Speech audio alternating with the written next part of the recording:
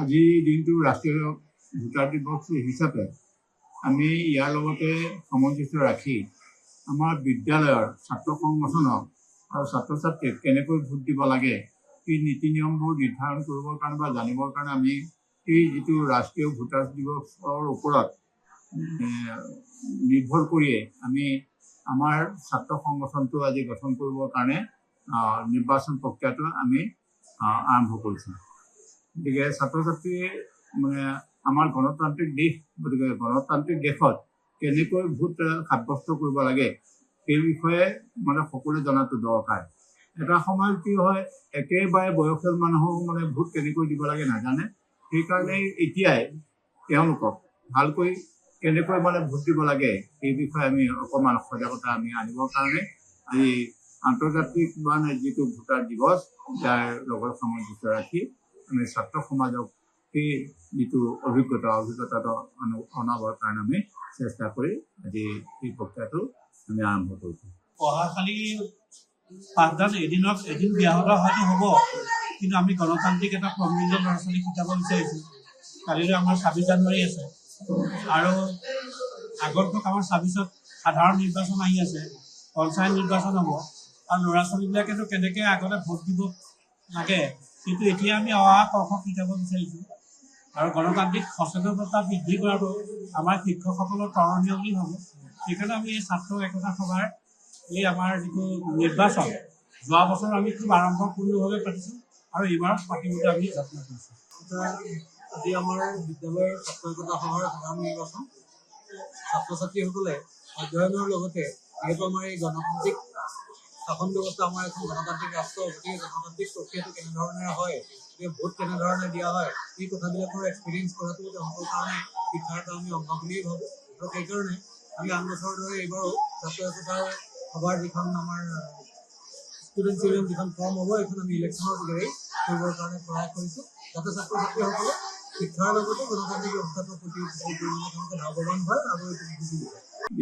আজি দিনটো ৰাষ্ট্ৰীয় ভোটাৰ দিৱস হিচাপে আমি ইয়াৰ লগতে সামঞ্জস্য ৰাখি আমাৰ বিদ্যালয়ৰ ছাত্ৰ সংগঠনক আৰু ছাত্ৰ ছাত্ৰীক কেনেকৈ ভোট দিব লাগে এই নীতি নিয়মবোৰ নিৰ্ধাৰণ কৰিবৰ কাৰণে বা জানিবৰ কাৰণে আমি এই যিটো ৰাষ্ট্ৰীয় ভোটাৰ দিৱসৰ ওপৰত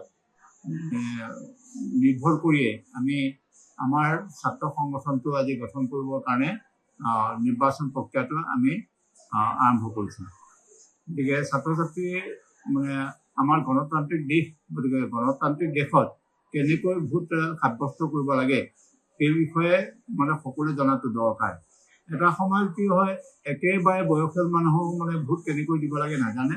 সেইকাৰণে এতিয়াই তেওঁলোকক ভালকৈ কেনেকৈ ভোট দিব লাগে সেই বিষয়ে আমি অকণমান সজাগতা আমি আনিবৰ কাৰণে আজি আন্তৰ্জাতিক যিটো ভোটাৰ দিৱস তাৰ লগত সামঞ্জস্য ৰাখি আমি ছাত্ৰ সমাজক সেই যিটো অভিজ্ঞতাটো অনাবৰ কাৰণে আমি চেষ্টা কৰি আজি এই প্ৰক্ৰিয়াটো আমি আৰম্ভ কৰিছোঁ।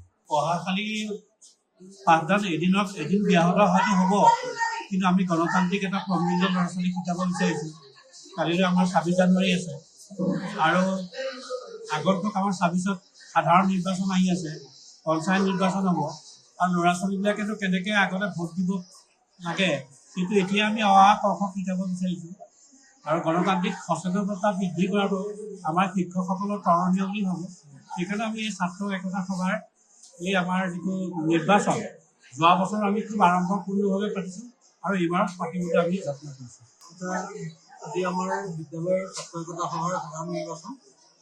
ছাত্ৰ ছাত্ৰীসকলে অধ্যয়নৰ লগতে যিহেতু আমাৰ এই গণতান্ত্ৰিক শাসন ব্যৱস্থা আমাৰ এখন গণতান্ত্ৰিক ৰাষ্ট্ৰ, গতিকে গণতান্ত্ৰিক প্ৰক্ৰিয়াটো কেনেধৰণে হয়, গতিকে ভোট কেনেধৰণে দিয়া হয় এই কথাবিলাকৰ এক্সপিৰিয়েঞ্চ কৰাটো তেওঁলোকৰ কাৰণে শিক্ষাৰ এটা আমি অংশ বুলিয়েই ভাবোঁ। আৰু সেইকাৰণে আমি আন বছৰৰ দৰে এইবাৰো ছাত্ৰ একতাৰ সভাৰ যিখন আমাৰ ষ্টুডেণ্ট ইউনিয়ন যিখন ফৰ্ম হ'ব এইখন আমি ইলেকশ্যনৰ যোগেৰে কৰিবৰ কাৰণে প্ৰয়াস কৰিছোঁ, যাতে ছাত্ৰ ছাত্ৰীসকলে শিক্ষাৰ লগতে গণতান্ত্ৰিক ব্যৱস্থাটোৰ প্ৰতি তেওঁলোকে লাভৱান হয় আৰু এইটো বুজি পায়।